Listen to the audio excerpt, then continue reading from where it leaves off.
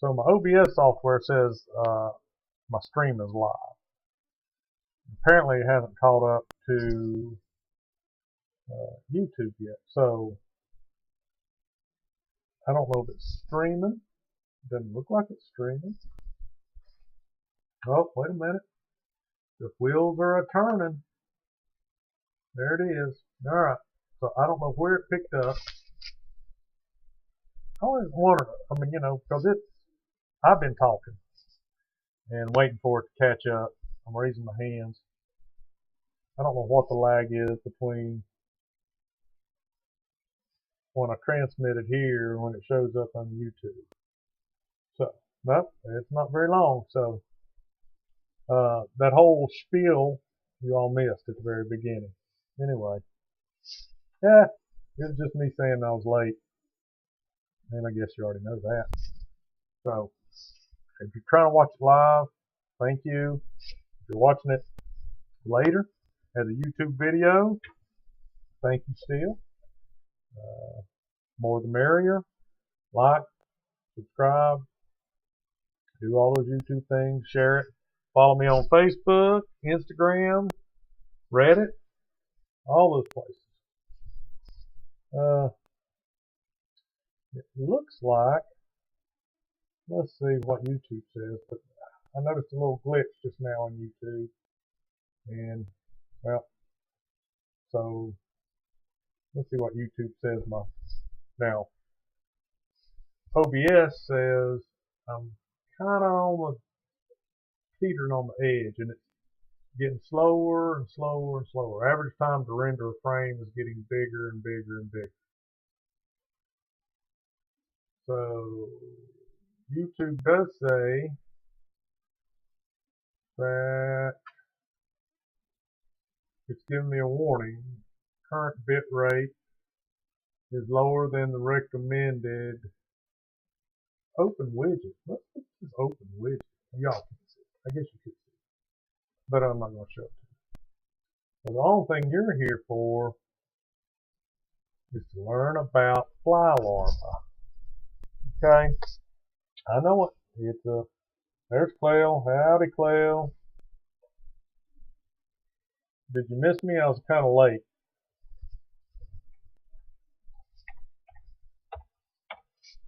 So, I was late getting home, late getting to the stream, and so I was late doing my research because I had something I had to do this evening and left about 5:30, just now getting back. But what I want to talk about is something that I've checked in on before, looked at it. I got chickens. I got 2 chickens. And they were given to me by my neighbor. And he basically never shut the coop door. Okay? So he doesn't have a fenced in area. He had a decent sized coop, really good sized coop. The hen laid a batch of eggs. He had like 11 chickens. 3 or 4 of them were roosters, so he gave away all but 1 rooster, and then the rest of them succumbed to wildlife. Well, he may have sold some of the hens, but anyway, so these chickens were brought up where they went into the pen, they slept, and they came out every day. So basically, wide open, free range. About as free range as you could get without them building their own nests in the woods. So I got them, and they were smaller, juvenile, before they were laying eggs, and I kept them in a pen, and I thought a pretty good size pen for 2 chickens. So anyway, I bought feed, scratch grain, and I bought the protein mix that you get for hens that are laying eggs and help them all that, keep them nutritious. Well, they wouldn't eat it. They spent all their days scratching the grass And this spot that I picked used to have like raised beds for growing some vegetables and stuff. So they spent all day scratching that, and they wouldn't eat cracked corn, bird seed, scratch grains, any of that stuff. They just, you throw it down, you put it in the bowl, you do whatever, and they would just, peck at it a little bit, and then they'd go back to scratching because that's all they knew was hunting, right? So they were hunting. They weren't grain eaters. So I was worried about them.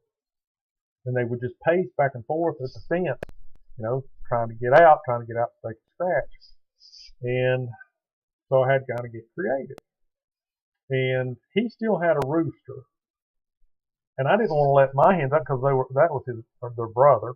I understand chickens will crossbreed or interbreed, whatever, but I didn't want chicks. And his hen got killed that he planned on. So the rooster kept coming over to my place, trying to get into the hens. Well, his open door policy cost the rooster his life.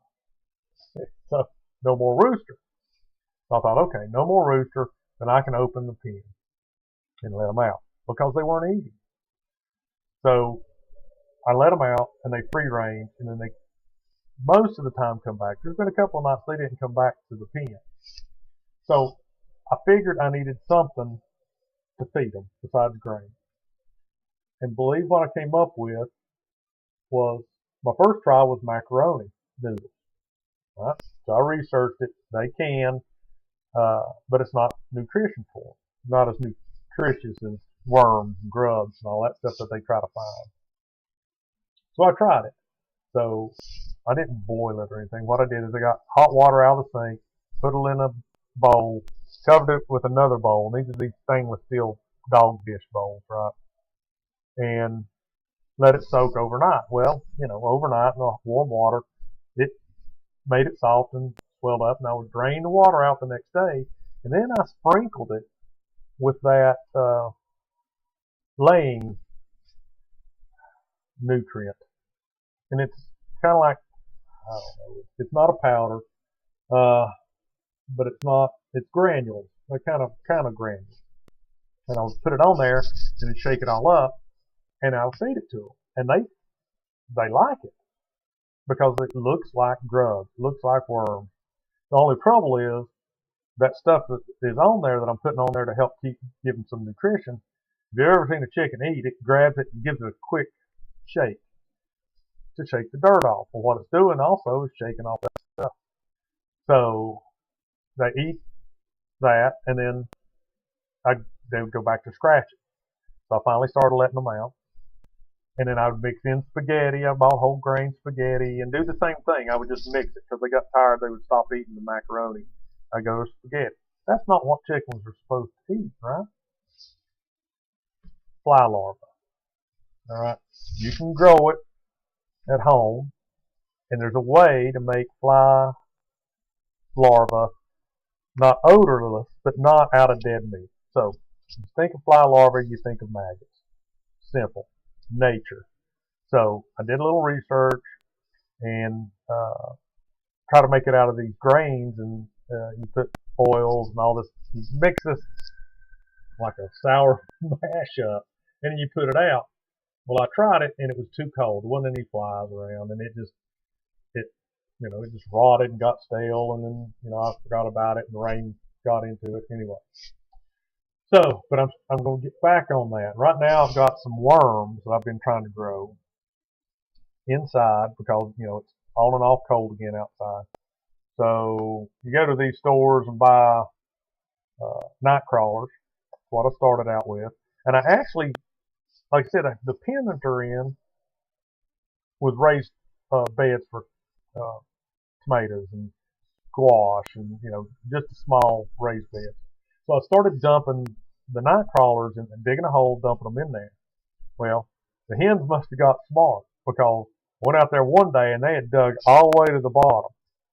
So I'm pretty sure what I was trying to do was get a colony of worms growing in there. And I didn't think they would dig to the bottom of that stuff, right? So I would dig a hole and put them all the way to the bottom and then cover them up, hoping that they would reproduce, and they would have time to build up, but apparently not. So I started doing it inside a little bucket that I've got, and I'm trying to, you know, raise worms. So, fly larvae. So I got on Facebook, and there's a lady in South Carolina that sells fly larvae. And yes, you can go to Tractor Supply, and you can go to Rural King, and all these places and buy it. But a 5-gallon bag of fly larvae, black soldier fly larvae, or super mealworms, or whatever is like 5 pounds is like $50 almost. 25, 30, 40, depending on the mixture and all this other stuff. That's outrageous. You know, when you crack corn is, I don't know, now it's $15, $20 for a 50-pound bag, right? But they won't eat it. I was feeding the squirrels better than the chickens were. They just wouldn't eat it. So, long story, I'm going to try to grow fly larvae. That's a politically correct word for maggots. But, through doing some research, I noticed that what a lot of people, or what this lady on Facebook had, wasn't just maggots, okay? It was actually larvae. And it is a different kind of larva. And it is a, let's see, what do they call it? Let me get over here. It's commonly known as the black soldier fly. And when you look at it, it looks like a little bee. Okay? But the soldier fly larva is bigger, and it's noticeably bigger. Okay? So, I don't know if I have seen a black soldier fly around here. I haven't paid any house flies, blowflies, poop-eating flies. You see them all the time. They're everywhere. Okay? And that's what I was thinking that I would be growing. But I started looking at this, and I'm wondering if there is a way to attract them, more so than the common housefly. Okay, so one of the things through some prior research that I had done is I found out that in a lot of livestock feed and fish foods and all these other kinds of foods, they use fish meal. Okay, and that is just like cornmeal, except made with what? Fish. And like everything else,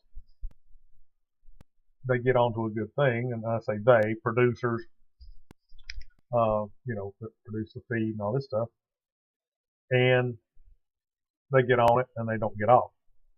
So apparently fish meal is made out of small fish from the ocean, not like you know, tuna or any of this stuff.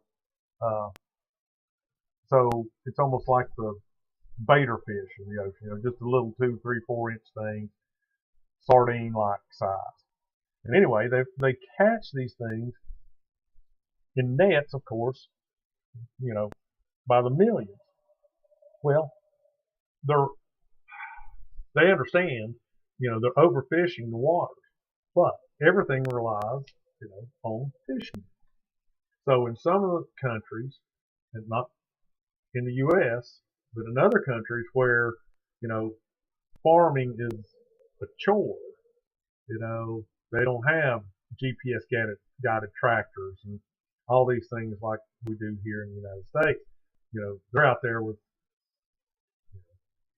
no tractors at all, but they are, you know, invented because they have to be.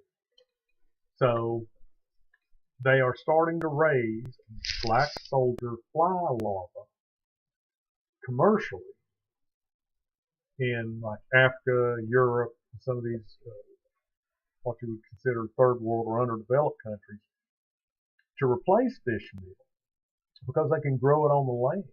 They don't have to go to the sea. It doesn't have to be, transported from the ocean or coastal area to the inner parts of the country or wherever they may be processing it. So, they can grow it, process it in the same locality, and then ship it out. And so they're making this meal that is high in protein, low in fat, and it's better, somewhat better than, the fish. And so that's what they're doing. And let me find a picture of the larva. I think this is one. Here. So let's get this thing going here.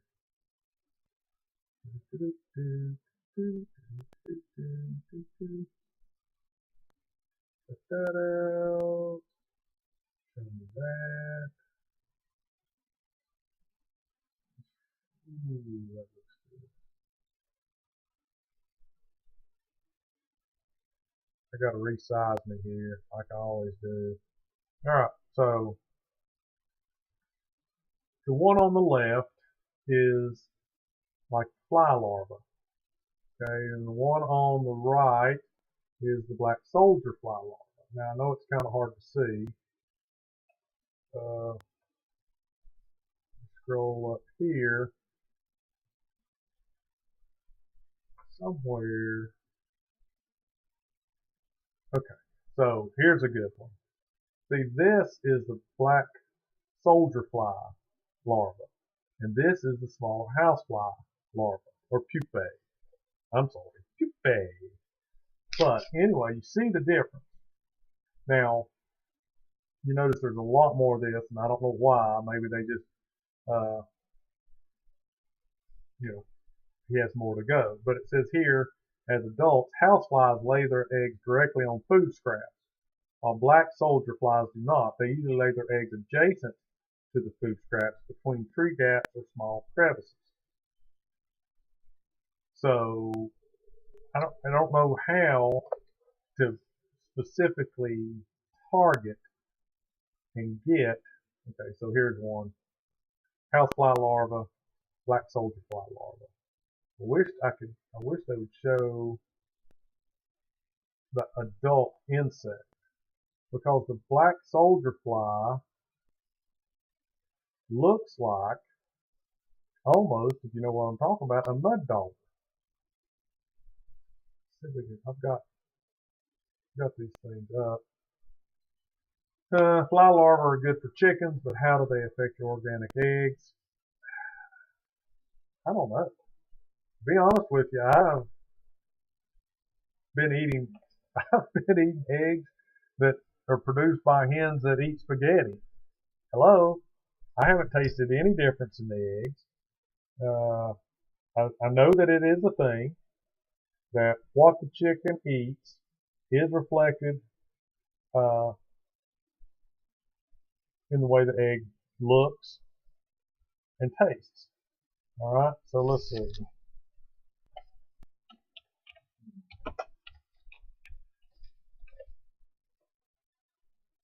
Farming images. See if we can find one of these critters here. Oh my goodness. Okay. So, this guy. That looks like a wasp. It is not at all what I thought.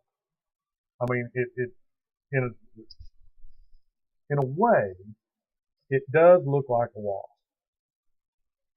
In other ways, the head does look like a fly's head. But how do you get them specifically instead of houseflies? And the lady on Facebook, I asked her a couple of questions, and she just didn't come right out and say, here's how you do it. She just said that eventually, you do get houseflies. Those are the first things to show up and all this. And then the black soldier flies would show up. And that's what she was selling on Facebook. But she's in South Carolina. And I don't want to go all that way just to get them. So, of course, like everything else, I thought, well, why can't I just grow those at home? So, I'm going to try it. I don't care, really, if I get housefly larvae. What I don't want to do is I don't want putrid, rotting meat around the house uh, stinking up the place. So we've got to figure out what food will attract the flies and not stink to high heavens, right? And this goes back to like what what me and Robert had talked about the other day on the last show. Where we talked about leeches. Was you don't want to go out there and try to sort the maggots away from the dead possum. You just don't want to do that, And I don't want to take a dead possum carcass, and we didn't use possums. I'm being, is it facetious or funny or both? Anyway, you wouldn't just throw a dead possum carcass in with your chickens. Okay, they will eat it. Supposedly chicken will eat anything. I find it hard to believe. But anyway, they say they will. And they're scavengers. So they would dig through the possum and would eat the maggots and probably rotting flesh. What's that going to do to your egg quality? So you can't just throw dead animals in there and expect them to just pick out the maggots and be good little chickens and not eat dead flesh, the rotting flesh. They're going to get some of that. So, got to figure out a way to farm them, raise them, and I don't have to have like drums and drums of these things. So, but I would like enough to where I could feed them live, and I'd like to feed them live. I don't want to feed them dead or dried or whatever like you'd get from Rural King. Those things are, I guess, dried out some way. So, I mean, they can't be as nutritious as like some of the live ones, right?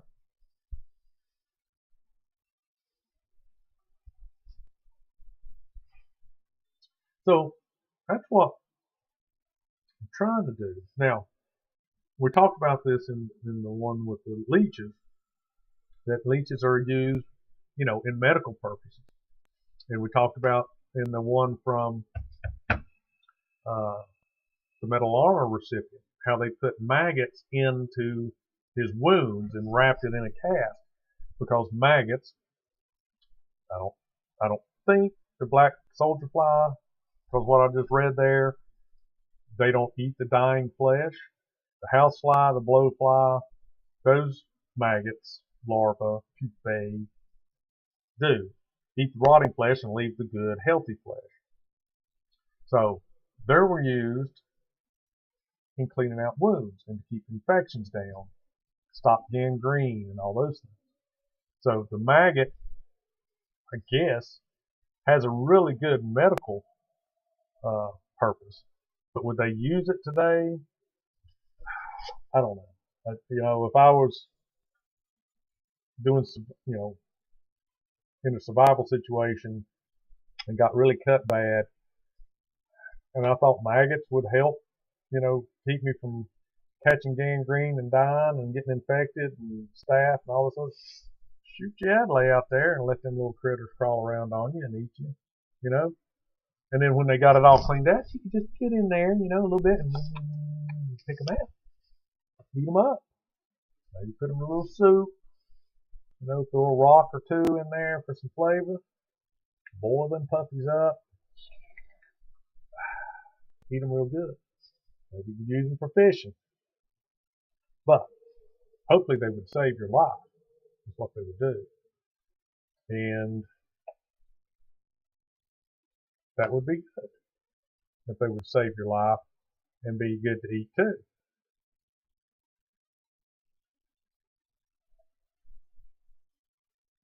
Clell Gamble says sugar, question mark, like a hummingbird feeder.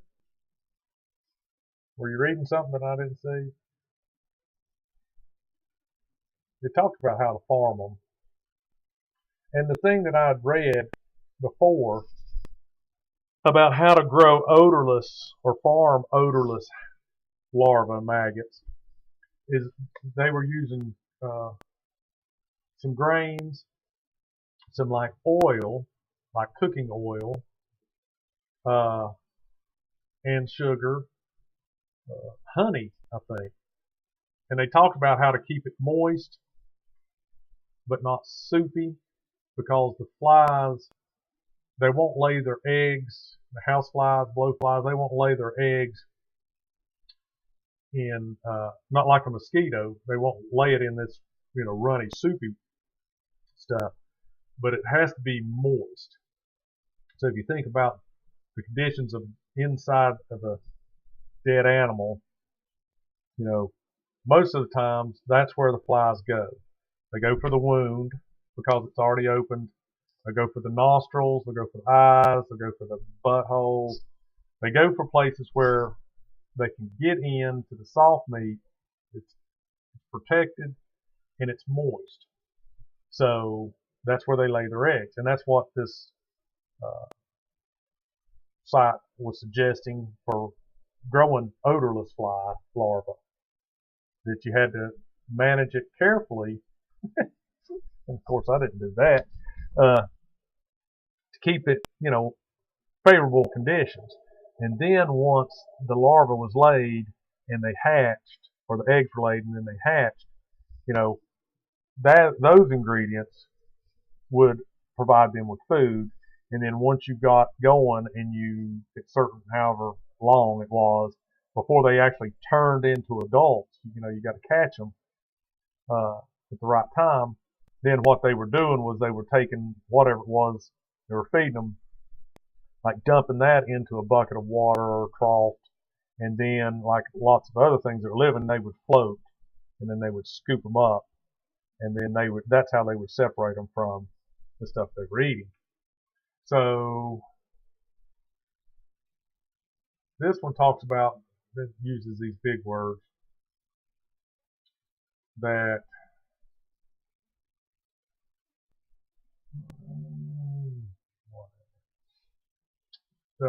currently farmers are allowed to give synthetic methanine to organic poultry feed to improve the bird's health and egg production.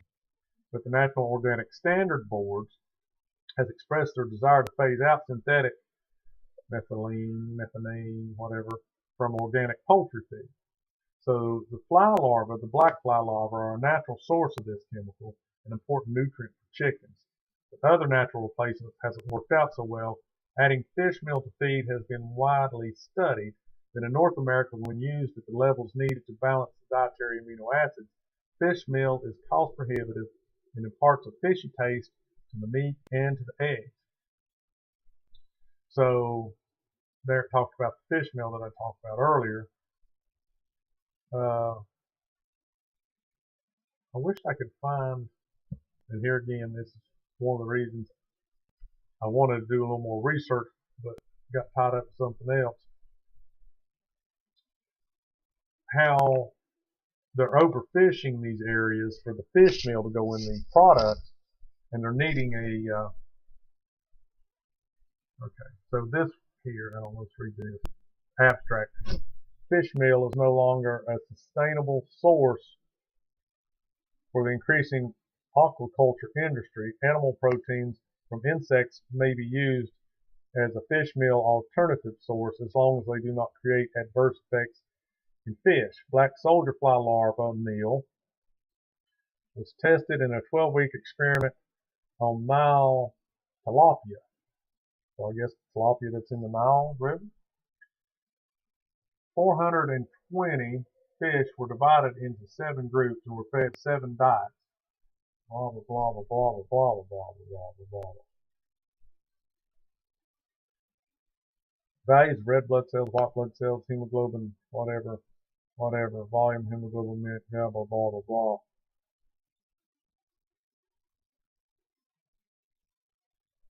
I don't know. Was that good or bad? It doesn't,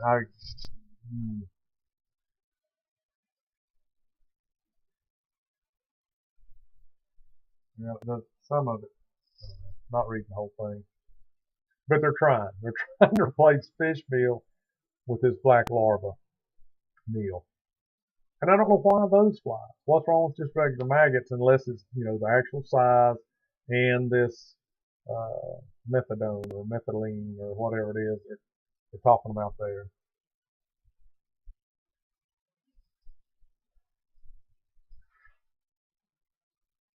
Here they're talking about fish farming.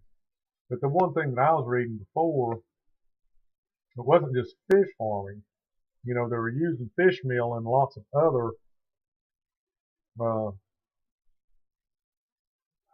commercially produced feed for animals, not just fish. You know, you can buy catfish food, and it probably has fish meal in it. But, you know, obviously chicken meal has fish meal in it. And probably some other things too. I bet, you know, goats or sheep or maybe even horses, something, they may be using it in dog food because there has to be a significant amount of protein, right? And you can't get that, you know, and make it cheap.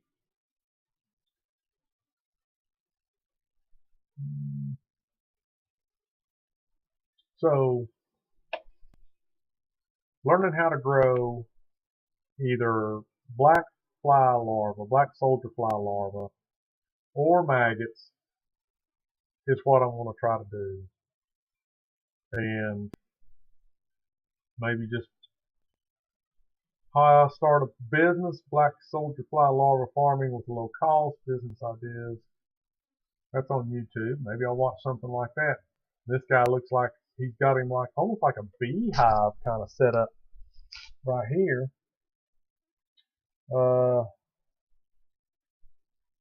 Those are some kind of $325 composting bin. I don't know. All right, so a 1 pound bag of Folgers feed whole dried black soldier fly larvae, and it's not Folgers. Foragers. I was just making that up. 1 pound, that's $1 an ounce. Wow, $1 an ounce. But, you know, how do you? This guy's got like a bucket here. See, he's doing it like I would do it. See all this dried stuff in there? That's not dead meat, so he's getting it going some other way, right? He's doing it some other way.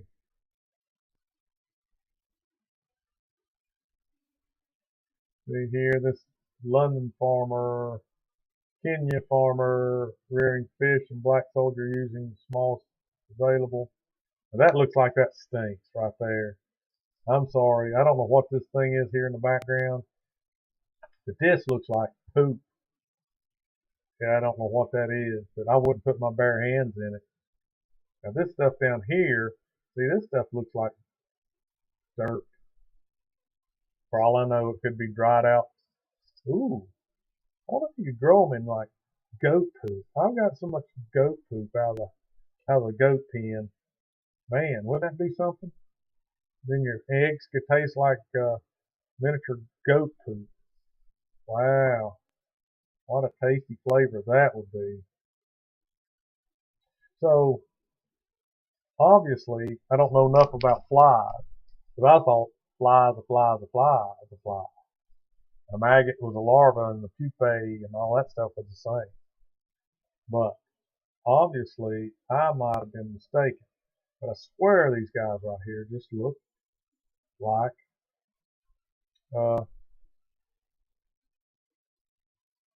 let's see where we can find out where they live.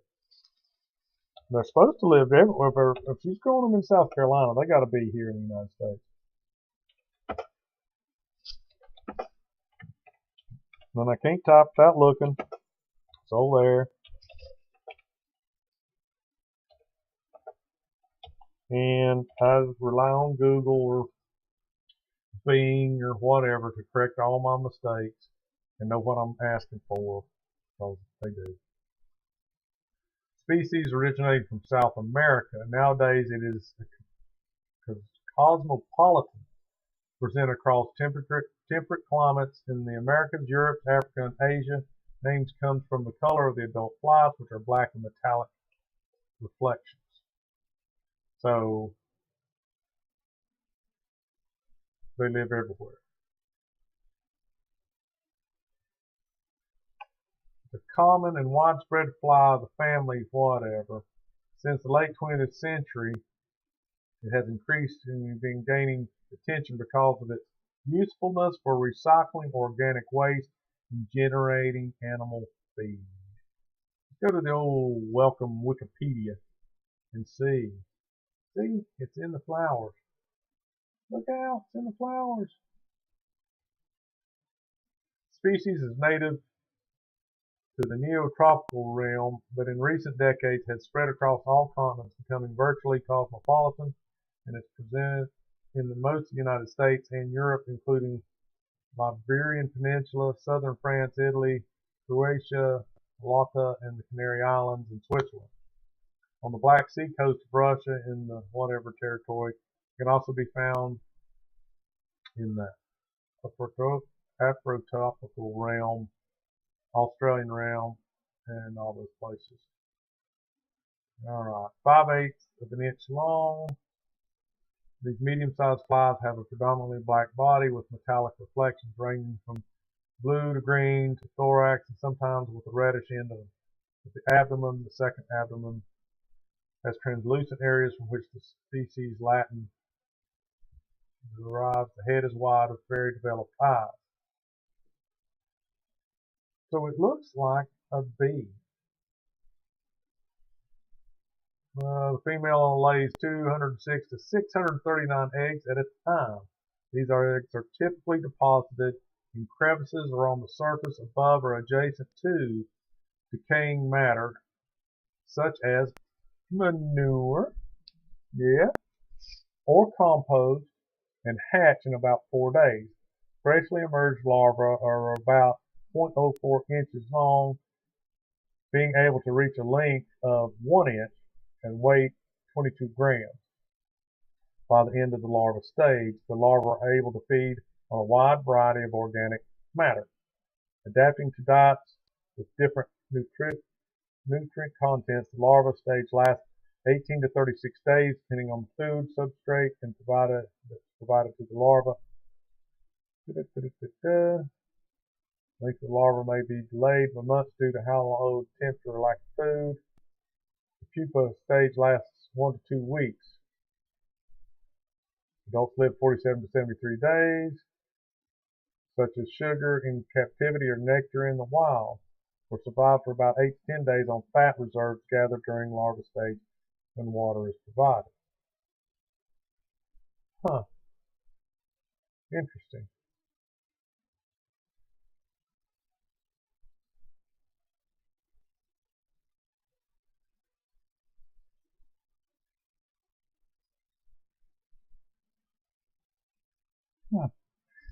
Whoa.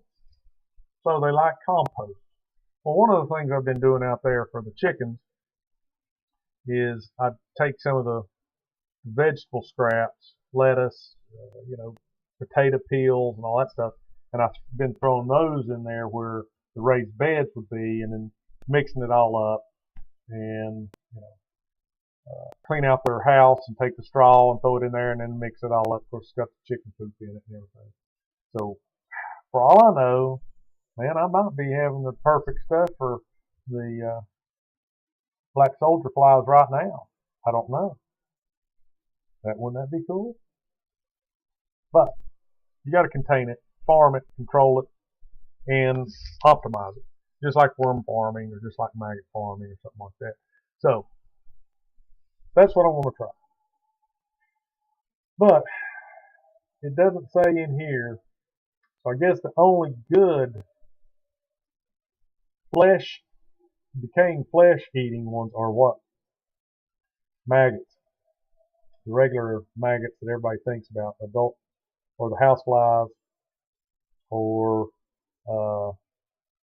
blowflies, the green poop eating flies, all those kind of things.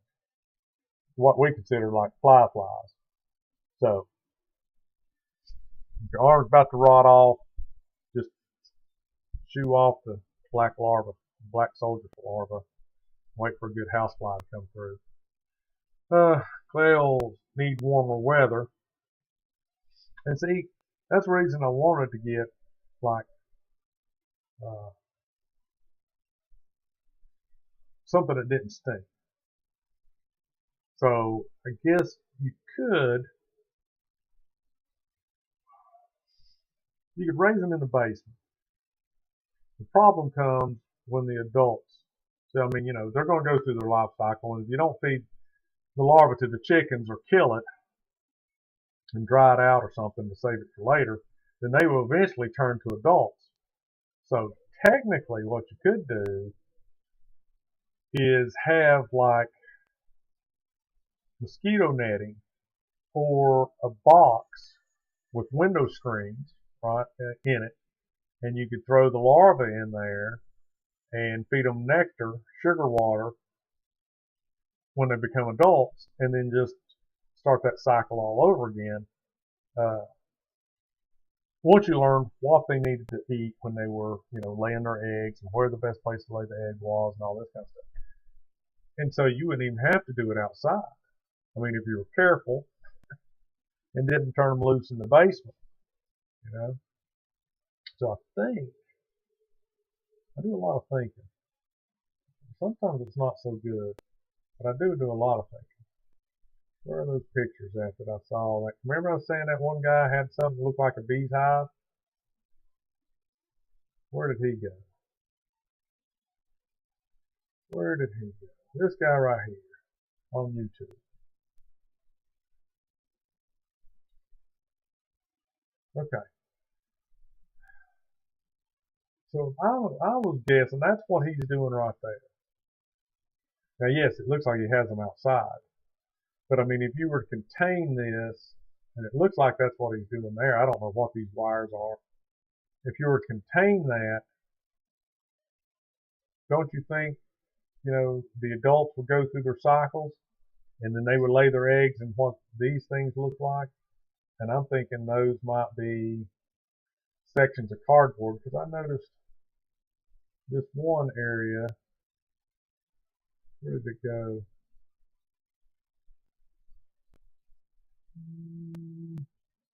What happened to it? It was in one of these pictures. It looked like the black soldier fly might have been laying its eggs in a piece of cardboard laid up on its edge. Because it had that look to it. It had that look to it. Like the, the wavy area of cardboard. Maybe it was in this one here. Maybe it wasn't in this one here.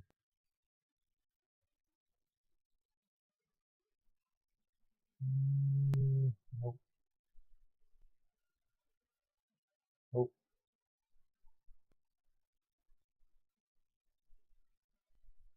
There. Huh. See? Potentially, I mean, that could be, how cardboard is, right? So it looks like maybe they're laying their eggs.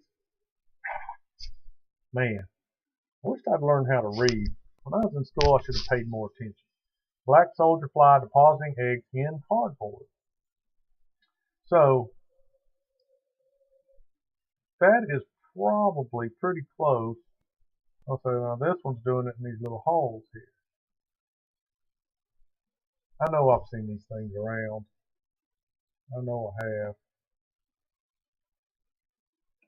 So maybe if I watch this character's YouTube channel, he's using some type of cardboard or something like that, where these are laying their eggs in there and then they're hatching. Maybe he's transferring those into something like this to let them grow and fatten them up, and then he separates them, from this and puts them in a big old plate like that and chows down on them.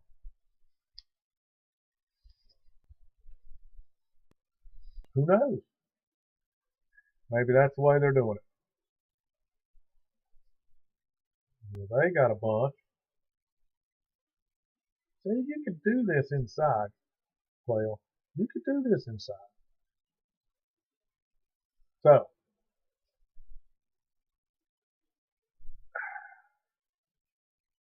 that's kind of my plan. Part of my plan is because I can't let my chickens run around. My wife already fusses about how they get into the mulch and the flower beds, and they're destructive, and they wander the neighborhood because, like I said, they were raised by my neighbor, and he never did anything with them. He just let them run around. They were free range, and they could come and go out of the coop as they wanted. Now it cost him a few chickens, but as far as maintenance, I mean, I know he fed them some, cleaned their pen out, and different things like that.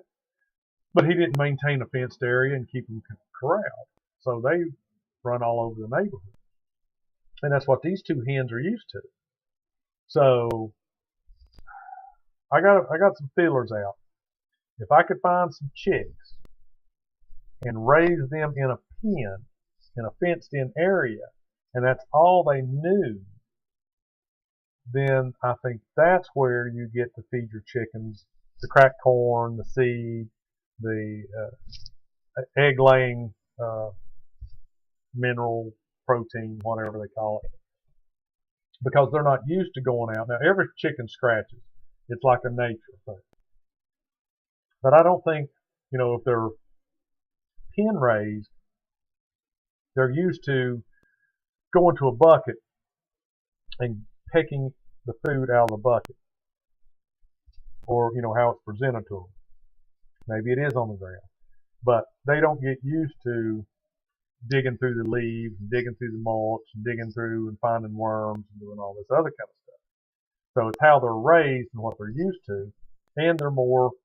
See, like I said, the two hens I've got, I've let them out before and they haven't come back. Now, I don't know why.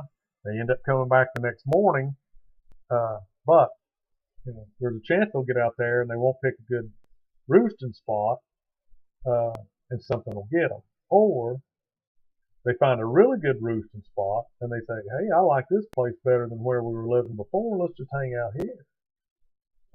Or they get out there and hear the call of another rooster, and they're flock animals. What does a rooster do? He hollers out and says, come one, come all. Hey, I'm over here. Join me. I mean, that's what he's saying. This is my place. You're welcome. Please come. And then if another rooster shows up, okay, let's see who's the cock of the walk. But if a bunch of hens show up, it's like, oh yeah, So crows, I think that's the reason they do it. Welcome everybody, call everybody to the coop. But maybe that's what I'll do. But if I get chicks and raise them in a pen, I think that'll be easier, because then they'll eat the grains. Won't have to worry about so much about feeding them. You still want to feed them worms or grubs or whatever live things, because I feel like those are the best way you get the best eggs and have the healthiest chickens. But they wouldn't be struggling all day pacing the fence trying to get out, and wearing themselves down working to try to find grubs and worms and dirt that doesn't have any. They've all picked it clean. So anyway, been on here for 49 minutes, and if you watch it later, I hope you made it through all of it. If you watched it this long, good for you, Cleo. You're a soldier. Maybe you ought to get some chickens. Put them in a pen there in your house, and like I said, you get the chicks, right? You've had chickens before. No, you had. You had goats. Maybe if I figure out how to do black larvae, that I can find out a daggone good use for goat poop. Wouldn't that be awesome? Because I got bunches of that stuff. Maybe I'll do a show on goat poop. If goat poop gets hard, it's like little marbles.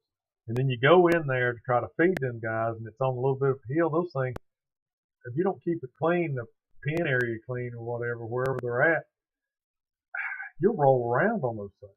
It's slick, like a little marble. So anyway, That's another tidbit of information. Goat poop, hard goat poop's like a little marble. Maybe I could shoot it out of a gun. Goat poop bullets. Like a little ball, musket ball. Just itty bitty. Bigger than a BB. Smaller than a musket ball. That would be interesting.